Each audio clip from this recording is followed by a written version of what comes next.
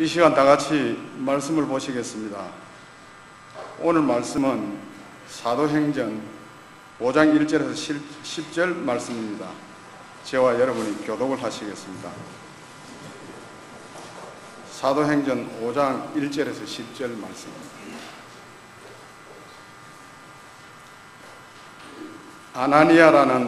아나니아라 하는 사람이 그의 아내 삽비라와 더불어 소유를 팔아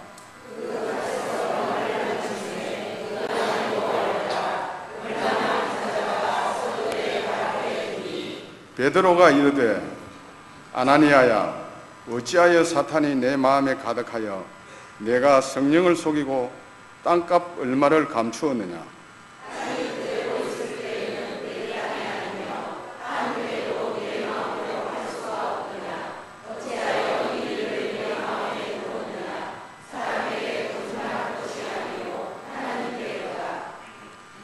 아나니아가 이 말을 듣고 엎드러져 혼이 떠나니 이 말을 듣는 사람이 다 크게 두려워하더라.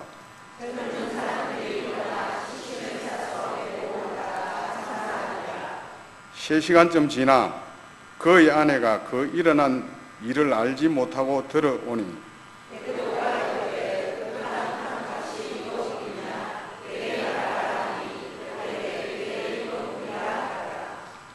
베드로가 이르되 너희가 어찌 함께 꾀하여 주의 영을 시험하려 하느냐? 보라, 내 남편을 장사하고 오는 사람들의 발이 문 앞에 이르렀으니 또 너를 메어 내가리라 하니 혼이 떠나는지라. 젊은 사람이 들어와 죽은 것을 보고 메어다가 그의 남편 곁에 장사하니라. 아멘. 착석하시겠습니다. 감사합니다. 앞으로 이렇게 할 거예요. 좋습니다. 성경에서 보면 여호수아가 이제 죽고 나서 사울 왕이 세워질 때까지를 사사시대라고 이야기합니다. 그 기간이 약 400년 정도 되어집니다. 사사시대 때의 특징은 무엇이냐면은 이스라엘 백성들이 이제 범죄하게 되어지고, 범죄하니까 하나님께서 징계하시고, 징계하니까 힘드니까 이제 회개하게 되어지죠.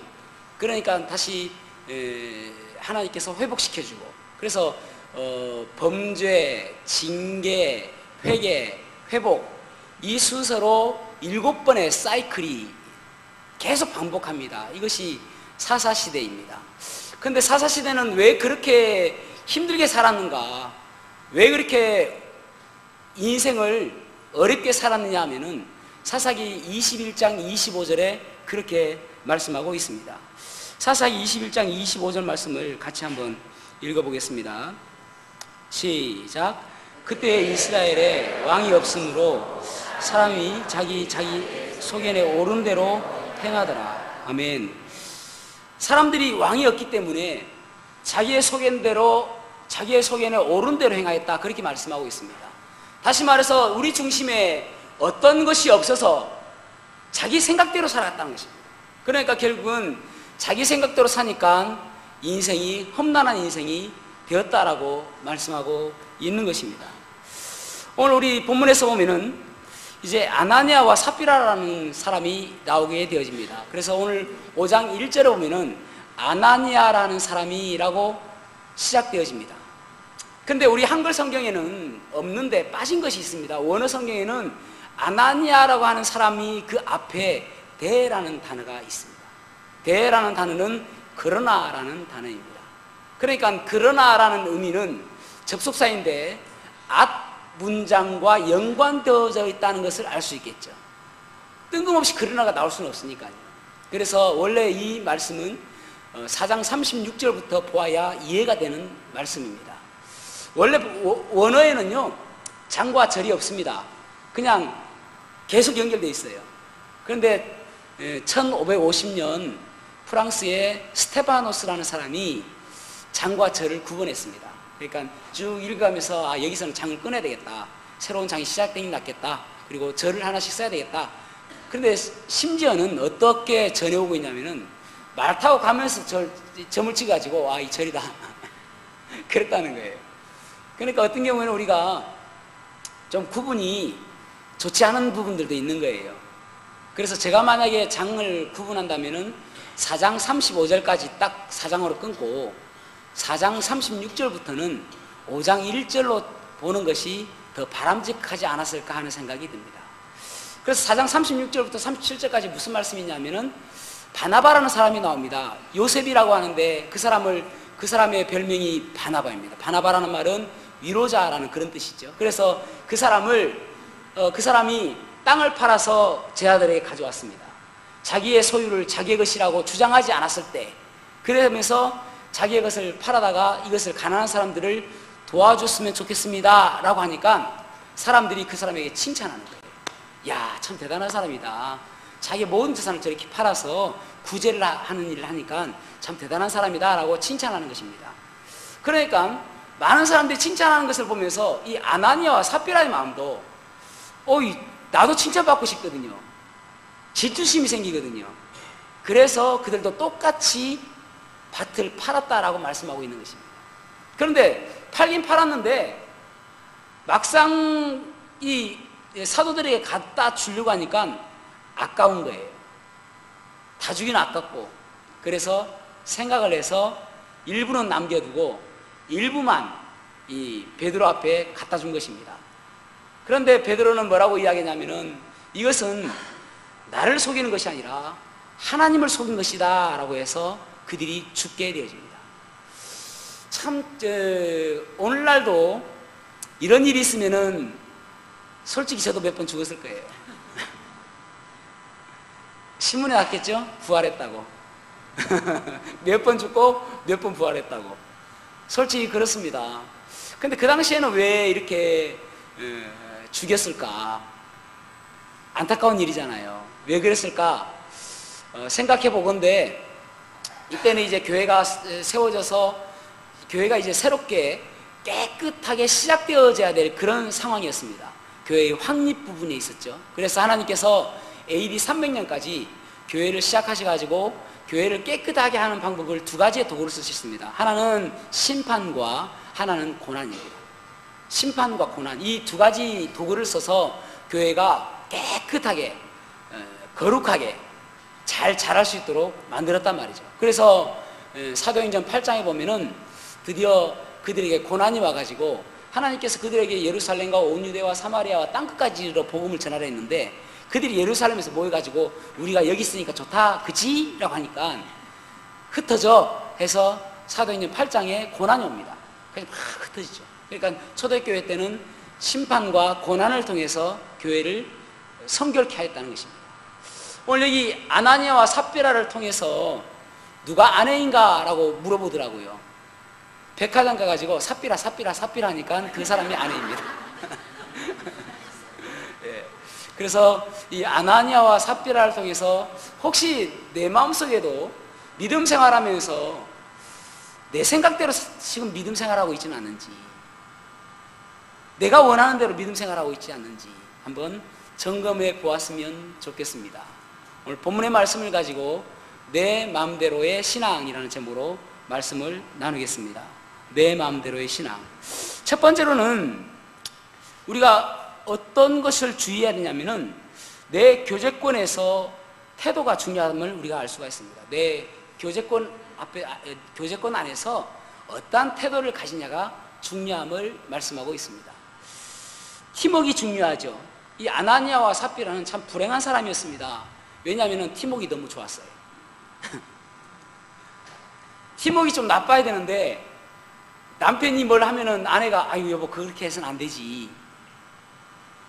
아내가 뭘 하려고 하는데 여보 그렇게 해서는 안 되지 하는 팀웍이 좀 나빠야 돼요. 그러니까 팀웍이 좋아야 될 때와 나빠야 될 때가 있는데 이 아나니아와 삽비라는 나빠야 될 때 너무 좋은 거예요. 다른 말로 말해서 서로 코드가 너무 맞았다는 것입니다. 그래서 결국은 불행한 결과를 갖게 되었습니다. 여러분, 그래서 어떤 교회가 좋은 교회이고 어떤 교회가 부흥하는 교회인가 하면은 좋은 일에 팀웍이 좋아가지고 으쌰으쌰하고 헌신하자, 기도하자, 예배 잘 드리자, 그럴 때 성도들 모두가 동의하고 박수 쳐주고 따라갈 때는 좋은 교회예요. 그리고 또 좋은 교회는 어떤 잘못된 길을 가고 있을 때에 그 가운데서 이것은 우리 주님께서 원하시는 길이 아니다. 어떤 우리 부서에서 뭘 하려고 하는데 이것은 주님께서 원하시는 일이 아닌 것 같다라고 브레이크 걸 수 있는 사람, 그런 사람이 있는 부서가 복된 부서라고 할 수 있는 것이죠. 근데 안 되는 교회는 잘 되는 선한 일을 할 때는 막 브레이크 걸어요. 안 된다, 하지 말자. 근데 좋은 일을 하려고 하면은 나쁜 일을 하려고 하면은 다 박수 쳐줘요. 그런 교회는, 그런 부서는 잘못된 부서이죠. 그래서 여러분, 한 7명만 있다 할지라도 그들이 잘못된 길을 가고 있으면은 청소년들을 갖다가 무엇이라고 이야기하냐면은 또래 집단이라고 이야기하죠. 그 집단이 모여 있어요, 애들이. 그래서 애들 다 같이 한 7명이서 야, 이거 하자, 재밌겠다, 그지? 할 때에 한 명이 야, 그건 잘못된 길이야, 나쁜 것이야, 누가 이야기하면은 브레이크를 걸 수 있는 거죠. 제동을 걸 수 있는 것이죠. 그래서 우리가 처한 환경 속에서 나는 과연 선한 일에 적극적인가, 또 악한 일에 내가 부정적으로 내가 뜯어 말리고 있는 그런 주동적인 사람인가, 그것을 내가 점검해 봐야 돼요. 그래서 인간관계라는 것은 무엇이냐면요, 인간관계라는 것은 정말 그 공동체에서 나를 따를 수 있는 사람을 한 명이라도 심어주면은 성공한 인간관계입니다. 왜냐하면은 그 무리에서 저에 대해서 막 비판할 때에 그 사람이 그 사람은 그런 사람 아니다, 우리가 잘못 알고 있는 것이다, 그 사람 사실은 이런 좋은 사람이다 라고 해주면은 그 공동체에서 판단이 달라지거든요. 그래서 여러분, 내가 처한 환경 속에서 내가 과연 좋은 교제권을 가지고 있는가, 좋은 태도를 하고 있는가를 날마다 점검해 보면서 살아야 됨을 우리는 기억하셔야 된다는 것입니다. 좋은 일에 대해서는 맞장구 쳐주고 나쁜 일에 대해서는 브레이크 걸 수 있는, 이것이 한마디로 동역이라고 할 수 있는 것이죠. 그래서 우리 모두가 우리는 좋은 동역하는 사람이 되기를 축복합니다. 아브라함에게는요, 이삭이라는 좋은 팀이 있었기 때문에 하나님께서 아브라함을 믿음의 조상으로 만들어 주신 것입니다. 이삭에게 하나님께서 아브라함에게 이삭을 번제로 드리라고 했을 때에 이삭이 도망간다든지 아버지 말을 듣지 않았다면 그는 좋은 믿음의 조상이 될 수 없었을 것입니다. 모세에게는 여호수아라는 좋은 팀이 있었기 때문에 그 모세는 민족의 좋은 지도자가 될 수가 있었습니다. 또 아론과 훌이라는 그런 좋은 팀이 있었죠. 또 바울에게는 실라나 디모데 같은 좋은 팀이 있었기 때문에 그는 좋은 평판을 받을 수 있는 사람이 되었던 것입니다. 여러분, 그래서 우리가 믿음의 사람에게는 좋은 팀이 필요해요. 여러분들에게 좋은 팀이 있기를 기도하시고 사모하시기를 바랍니다. 함께 할 수 있는 좋은 팀이에요. 저는 학생부 시절에 저희 좋은 팀이 있었어요. 그래서 같이 전도하고 같이 기도하는 그런 좋은 친구들이 있었습니다. 여러분, 우리에게 좋은 팀이 있어야 결국은 승리하는 믿음의 생활을 할 수가 있는 것입니다. 잠언 27장 17절 말씀을 같이 읽어볼까요? 잠언 27장 17절 시작.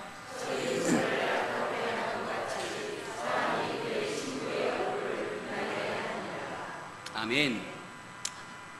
철이 철을 날카롭게 하는 것 같이 사람이 그의 친구의 얼굴을 빛나게 한다라고 말씀하고 있습니다. 좋은 친구는 친구를 빛나게 해주는 사람입니다. 좋은 팀워크를 이루는 것이죠. 그래서 여러분, 우리가 교제권 안에서 도전 줄 수 있는 인생이 되어야 되겠죠. 저 친구 때문에 나도 이렇게 살아야지, 나도 저 친구 때문에 좋은 믿음을 가져야지, 야, 저 친구는 힘들 때마다 기도하는데 나도 힘들 때마다 기도해야지, 그런 도전 주는 사람 돼야 되죠. 그래서 여러분, 우리 주위에서 사실은 오늘날 솔직히 말씀을 드리면은 칭찬받는 그리스도인보다는 칭찬받지 못하는 그리스도인들이 더 많습니다. 그래서 우리 주위에 많은 사람들이 바라볼 때, 야, 내가 이때까지 진정한 그리스도인 보지 못했는데 저 사람 보니까 진정한 그리스도인이 어떤 사람인지 내가 알 수 있겠구나, 저 사람 보니까 나도 믿고 싶구나, 저 사람 보니까 정말 살아계신 하나님을 내가 알 수 있겠구나, 그런 도전 주는 인생이 돼야 되죠. 나는 이때까지 한 번도 그리스도인다운 삶을 사는 사람을 보지 못했는데 저 사람 보니까 역시 그리스도인은 저런 사람이구나, 그렇게 칭찬받는 그런 사람이어야 되지 않겠습니까? 여러분, 그래서 내 주위가 나 때문에 믿음이 개척되어지는 그런 삶이 되어야 됩니다. 지경이 넓혀지는 그런 삶이 되어야 되죠. 퀴즈라는 단어가 있습니다. Q-U-I-G라는 단어인데, 퀴즈 탐험 그러잖아요. 퀴즈. 그 단어는 원래는 1870년 전까지만 해도 사람들이 모르는 단어였습니다. 없는 단어였단 말이죠. 근데 이제 아일랜드의 극장 지배인이었던 벨리라는 사람과 친구들이 내기를 했습니다. 24시간 안에 사람들이 전혀 모르는 단어를 많은 사람들에게 알리게 하자라는 내기입니다. 그래서 벨리는 가능하다라고 했고 친구들은 가능하지 않다라고 이야기했습니다. 그래서 저녁 사기를 내기를 했습니다. 이 델리라는 사람이 고민을 했습니다. 어떻게 하면은 사람들이 아무것도 전혀 모르는 단어를 알게 할까. 그래서 새벽에 일어나서 온 집안 그 담벼락에다가 QUIZ라는 단어를 적어 놓은 거예요. 퀴즈라고요. 그러니까 사람들이 아침에 일어나니까 생판 모르는 단어가 있거든요. 저게 뭔 뜻이지? 저게 뭐야? 해서 퀴즈가 되었다는 것입니다. 너무 간단하게 이야기해가지고 조금 더 길게 이야기할 걸.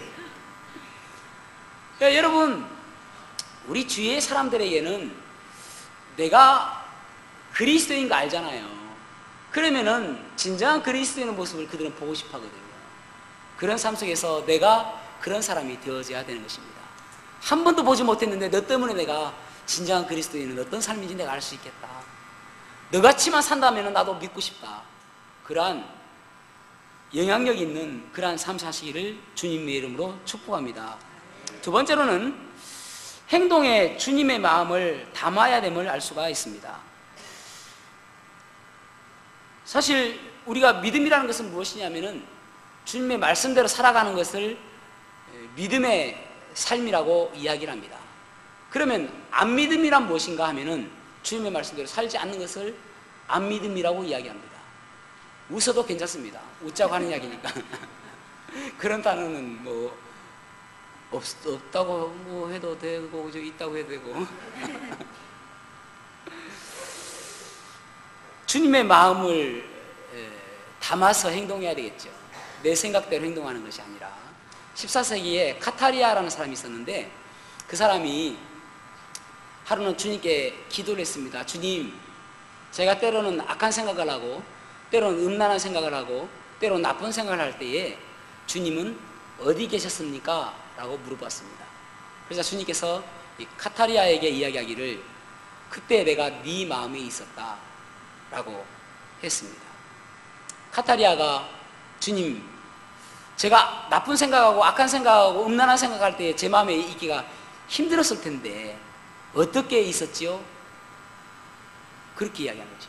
그러자 주님께서 이야기할 때에 뭐라고 말씀하시냐면 그래 힘들었지. 그렇지만은 너 혹시 나쁜 생각할 때 갈등하지 않았니? 혹시 너 주님의 뜻대로 내 말대로 행동하지 않을 때 고민하지 않았니? 너 불편하지 않았니? 그것이 내가 네 마음속에 있다는 증거야. 내가 네 마음속에 있었기 때문에 때로는 네가 갈등하게 되어지고 내가 네 마음속에 있었기 때문에 고민하게 되어지고 내가 네 마음속에 있었기 때문에 불편하게 된 것이야. 내가 네 마음속에 있다는 증거다라고 이야기하더라는 것입니다. 여러분, 우리가 때로는 갈등하죠. 이거 주님 뜻대로 하면 내가 손해볼 것 같고 갈등하지 않습니까? 그 갈등이 바로 주님께서 우리에게 주시는 마음인 것입니다. 고민하지 않습니까? 때로는 이것 때문에 아주 힘들어하지 않습니까? 내가 이렇게 해야 될 것인가 고민하잖아요. 그게 주님께서 주신 마음이에요. 그래서 그 갈등할 때에 정말 주님께서 주시는 마음은 무엇인가? 정말 주님께서 내가 행동하기를 원하시는 마음은 무엇인가? 고민하며 생각해 보아야 하는 것입니다.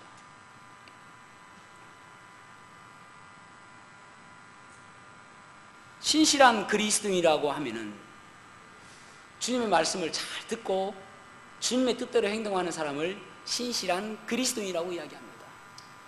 효자라고 하면은 좀 고리타분한 것처럼 느껴지고 세대 차이가 나는 것처럼 느껴지지만 그래도 나보다 더 오래 산 우리 부모님의 말을 들으면은 결코 잘못된 길로 가지 않는다는 그런 확신 가운데 부모님 말씀을 잘 듣는 그런 아이들이 효자라고 이야기할 수 있을 것입니다. 지금의 내 생각과 다를 수 있어요. 주님의 마음이. 그러나 주님의 마음대로 살아가는 모습을 주님께서는 보기를 원하시는 것입니다. 여기 본문 5장 1절에 보면은 아나니아라는 사람이 그의 아내 삽비라와 더불어 소유를 팔아 그렇게 말씀하고 있습니다. 여기까지는 바나바가 했던 행동과 똑같습니다. 소유를 팔았으니까요. 그런데 2절과 3절은 완전히 다른 그러한 일을 하게 되어집니다. 바나바는 그것을 사도들의 발 앞에 가져왔는데 이 아나니아와 삽비라는 절반은 숨기고 어느 정도는 숨기고 어느 정도는 가져온 것을 보게 되어집니다. 사실은 이것은 어떻게 생각하면 대수롭지 않은 것처럼 보여집니다. 왜냐하면 자기 것이었으니까요. 그런데 이것이 왜 대수롭지 않은 것이 아니냐면은 이 행동, 조그마한 행동, 대수롭지 않은 행동처럼 보여지는 이 행동이 사실은 하나님을 무시하는 행동이었기 때문에 그렇습니다. 하나님의 마음을 떠난 그런 하나님을 무시하는 행동이었기 때문에 그렇습니다. 그래서 여러분, 내가 주님의 마음을 가지고 행동하지 않는 것이 혹시는 없는지, 그것은 결국은 하나님을 무시하는 행동이기 때문에 조심하셔야 됩니다.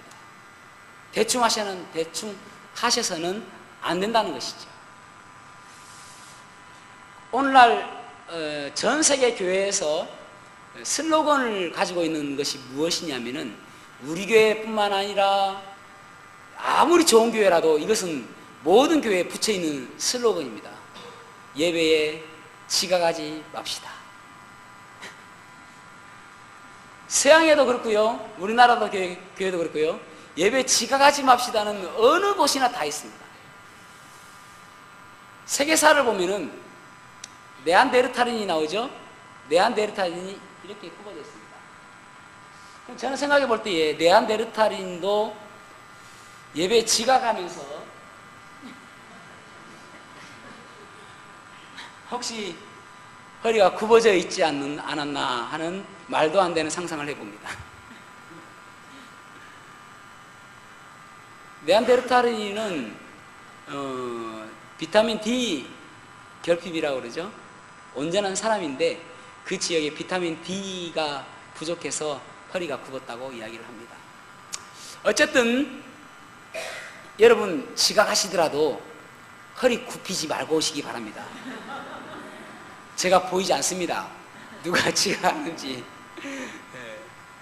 근데 어떻게 생각하면 여러분, 참 예배에 지각하는 것이 본인은 그렇지 않다고 저한테 이야기할지 모르겠지만은 하나님 무시하는 행동이라 할 수 있겠죠. 하나님 교제하는 시간인데 늦게 왔어요. 그래서 우리가 헌금을 내도 주님의 마음이 담긴 헌금을 해야 되고요, 찬양을 해도 주님의 마음이 담긴 찬양을 하고요, 마음이 담긴 헌신을 해야 되고 마음이 담긴 예배를 드려야 그것이 올바른 섬김이 되어짐을 기억하셔야 됩니다. 그렇지 않으면 하나님 무시하는 행동임을 아셔야 됩니다. 사울이 하나님께로부터 버림받은 두 가지 사건이 있는데, 하나는 사무엘상 13장이고 하나는 사무엘상 15장입니다. 사무엘상 13장에서는 그들이 이제 블레셋과 대치하고 있는 상황 속에서 사무엘이 오겠다고 한 날이 7일째까지는 내가 가겠다라고 이야기합니다. 근데 7일이 다 되어가는데 다 끝나지 않았음에도 불구하고 오지 않는 것이 불안해했습니다. 백성들은 더 불안해하죠. 빨리 하나님께 예배하고 전쟁에 나가서 승리해야 되는데 우리가 혹시 이러다가 지지는 않을지, 그것이 너무나도 불안한 것입니다. 그래서 사울이 스스로가 하나님께 제사를 드립니다. 레위 지파만 드려야 될 그 제사를 베냐민 지파 출신인 사울이 마치 제사장인 것처럼 드립니다. 그것은 어떤 의미가 있냐면은 내가 왕인데 이 정도는 내가 할 수 있어라고 하는 것이죠. 그래서 목적이 예배드리는 것이 목적이고 하나님께 예배하는 것이 목적이라면은 수단은 아무래도 상관이 없다라고 생각했던 것입니다. 근데 이래가 다 차지 않았을 때에 사무엘이 등장합니다. 그리고 사울을 책망합니다. 다시 한번 사울이 회복할 수 있는 기회가 사무엘상 15장입니다. 아말렉과의 전투에서 하나님께서 이 아말렉은 악한 민족이니까 진멸하라고 이야기하십니다. 모두 다 멸절해라라고 이야기하십니다. 근데 사울은 그렇게 하지 않습니다. 그래서 사무엘이 사울에게 이야기하는 내용이 사무엘상 15장 22절입니다. 같이 한번 읽어볼까요? 시작.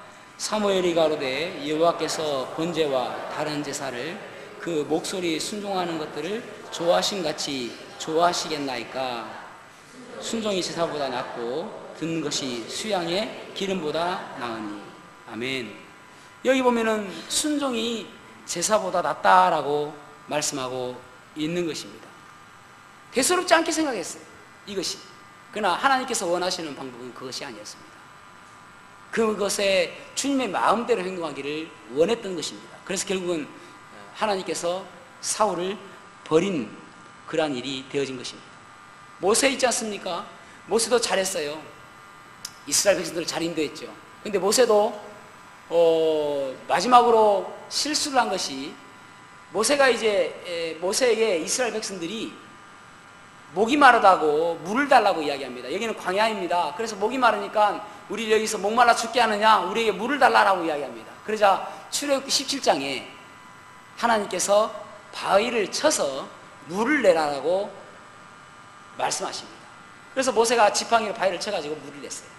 근데 민수기 20장에 또다시 백성들이 우리가 목이 마르다, 우리를 여기서 목말라 죽게 하느냐, 나에게 물을 달라라고 이야기합니다.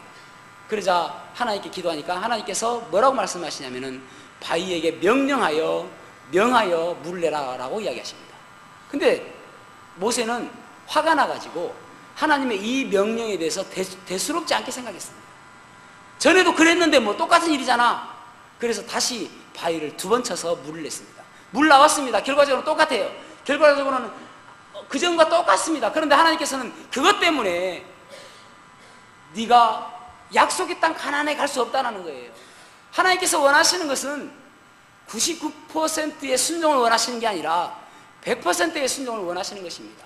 그래서 99%의 순종과 1%의 불순종이 있으면은 하나님께서는 모든 것들을 불순종으로 여기신다는 것입니다.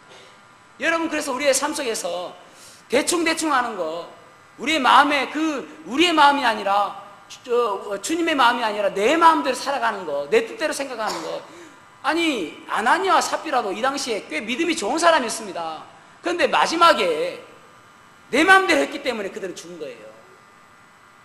그래서 우리가 여러분, 지금 내가 행동하고 있는 이 일이 주님께서 원하시는 방법대로 내가 지금 잘 가고 있는가? 그렇지 않다면 돌이켜야 되는 것입니다. 그렇지 않다면 여기서 멈춰야 되는 것입니다. 그렇지 않다면 이제 여기서 돌이켜서 하나님께로 돌이켜서 내 삶이 달라져야 하는 것입니다. 미루어서는 되는 게 아니에요. 어떤 사람도 보면 자꾸 찔리고 마음이 아프고 그렇다는데, 그게 찔리고 마음 아파서 그때에 갈등하는 것이라니까요. 주님께서 주시는 마음이라니까요. 그때 회개하고 돌아서야 되지요. 그렇지 않냐면은 그 대수롭지 않은 일 때문에 우리의 삶이 하나님께로부터 원망받는 인생이 될 수가 있음을 기억하셔야 되는 것입니다. 마태복음 7장 21절에 보면은 나더러 주여 주여 하는 자마다 다 천국에 들어갈 것이 아니요 다만 하늘에 계신 내 아버지의 뜻대로 행하는 자라야 들어가리라 라고 말씀하고 있습니다. 주님의 마음으로 행하는 삶이 되어야 된다라고 말씀하고 있는 것이죠. 아나니아와 삽비라는 그렇게 살지 못했습니다. 사랑하는 성도 여러분, 결단하셔야 됩니다. 돌이키셔야 됩니다. 성경에서 보면은 참 안타까운 것이 몇 번 있습니다. 세 가지를 본다면은 3위가 뭐냐면은 3위가 이스라엘 백성들이 광야에서 우리를 애굽에서 이끌어내서 여기서 죽게 하느냐, 이것이 3위입니다. 아니, 노예보다 낫지 않습니까? 자유인데요. 두 번째로는 욥의 아내가 욥에게 하나님을 욕하고 죽으라 하는 게 두 번째입니다. 첫 번째 금메달이 무엇이냐면은 사도 바울이 벨릭스에 가서 죄와 심판에 대해서 이야기하니까 뭐라고 이야기하면은 시방은 가랑깨, 시방은 가랑깨.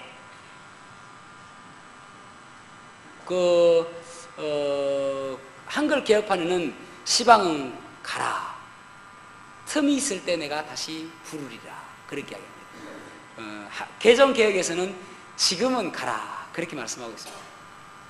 아니, 그래서 결국은 벨릭스는 구원받지 못한 거예요. 거기에서 그냥 결단하고, 그래 맞다, 좀 더 이야기해달라고 해서 그 말씀을 들었다면 그 인생은 달라질 수 있겠죠. 신발 선전에, 나이키 선전에 보면은 just do it 나옵니다. just do it, just do it. 지금 해, 빨리 해, 지금 해. 우리 여러분 볼지 모르겠는데 행하라 안에 보면은 아주 연하게 do it 있습니다. do it. 이제 보입니까? 그전에는 안 보였죠? 말씀드리기 전에는.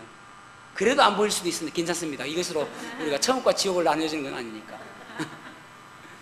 중요한 것은 무엇인가 하면은 지금이에요. 지금 결단하고 지금 돌아서는 건요, 그것이 우리에게 있어야 될 줄로 믿습니다. 사랑하는 성도 여러분, 우리의 삶이 주님 뜻대로 살아가는 인생 되기를 축복합니다.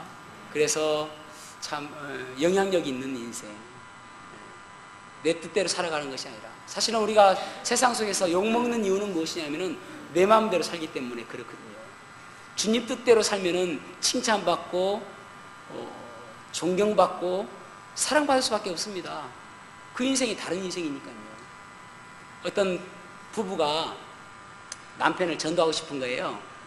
그래서 남편에게 여보, 우리 교회 한번 갑시다 하는데 남편이 맨날 안 가 하는 거예요. 그런데 어느 날인가 웬일로 가자고 하니까 따라 나서는 거예요. 근데 그날따라 목사님 설교가 너무나도 은혜로운 거예요. 그래가지고 이제 목사님이 설교를 다 마치고 이제 기도하시겠습니다 해놓고 초청을 했어요. 여러분, 혹시 여러분 가운데 예수님을 믿고 싶으신 분 계시면은 자리에서 일어나시면은 어떻게 예수님을 믿는지 상담을 통하여 가르쳐 드리겠습니다. 다 그러는 거예요. 이제 아내가 남편을 딱 보니까 진짜 은혜 받은 것처럼 보였거든요. 그래서 엉덩이를 탈착탈착 하면서 막 일어날까 말까 엄청 갈등하는 것 같아요. 야, 일어나. 막 이제 아내는 그런 마음이 있죠. 근데 눈이 딱 마주쳤어요. 그러고 나서 이제 남편이 그냥 안 일어나고 그냥 앉아 있는 거예요. 에이, 좀 일어나지. 그런 마음이 있어요. 그래서 집에 와서 물어봤습니다.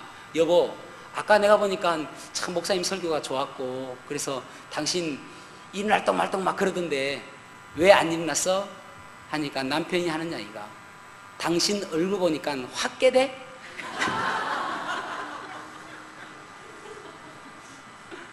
아니, 당신 얼굴 보니까 당신 이때까지 살았던 것이 확 생각이 나더라고.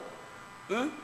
세상 사람들하고 달라야 되는데 세상 사람들하고 똑같이 욕할 때는 욕하고 화낼 때는 화내고, 그런데 내가 뭐하러 믿어? 그리고 확 깨더라고. 그런 이야기를 하더라는 것입니다. 사랑하는 성도 여러분, 우리의 인생이 다른 인생 되시길 바랍니다. 그래서 세상 사람들에게 칭찬받고 또 우리를 통해서 예수 그리스도가 증거되어지는 그러한 삶 살기 위해서는 내 마음대로 살아가는 신앙이 아니라 주님의 뜻대로 살아가는 신앙이 되어야 될 줄로 믿습니다. 그러한 인생 되시기를 주님의 이름으로 축복합니다. 기도하시겠습니다.